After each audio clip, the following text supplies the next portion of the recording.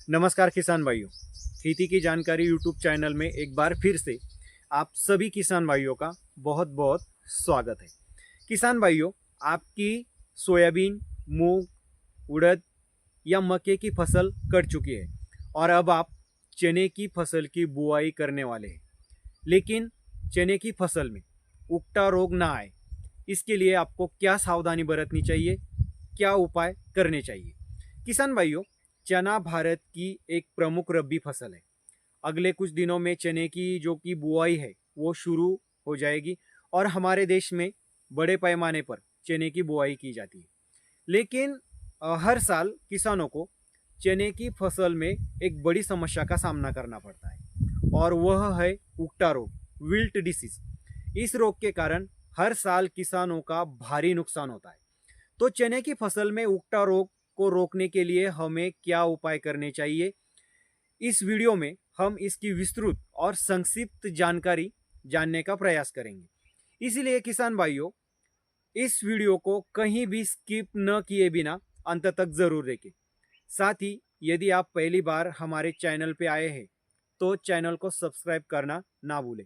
साथ ही notification bell को on करें ताकि आने वाले नए वीडियो की सूचना आपको मिल सके। किसान भाइयों, हम देखते हैं कि चने की बुआई के बाद अक्सर उगता रोग की समस्या उत्पन्न हो जाती है।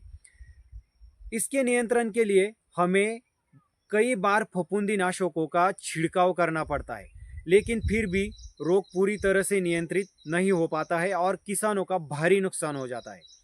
इसीलिए यदि हम चने की फसल में उगता रोग को रोकने के लिए बुआई से पहले कुछ उपाय करते हैं तो इसका अच्छा लाभ हमें मिल सकता है और यह रोग चने की फसल में नहीं आ सकता है।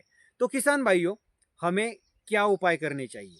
इसमें पहला उपाय जो है वो है खेती की पूर्व तैयारी के दौरान ट्राइकोडर्मा का प्रयोग।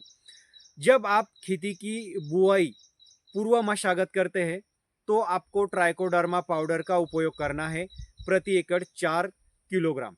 अभी 4 किलोग्राम ट्राइकोडर्मा पाउडर को सीधा खेत में फेंकना संभव नहीं है, इसीलिए आपको इसे पर्याप्त मात्रा में गोबर की खाद, केंचुए की खाद या फिर मिट्टी में मिलाकर खेत में फेंकना है। 4 किलो ट्राइकोडर्मा पाउडर गोबर की खाद, केंचुए की खाद या फिर मिट्टी में अच्छी तरह से मिलाए और फिर खेत में उसे फैला दे। इसके बाद रोटावेटर या अन्य उपकरण से खेती की पूर्व तैयारी करें और फिर उसमें चने की बुआई करें। ध्यान दें, ट्राइकोडर्मा पाउडर को किसी भी रासायनिक उर्वरक में मिलाकर नहीं फेंकना है।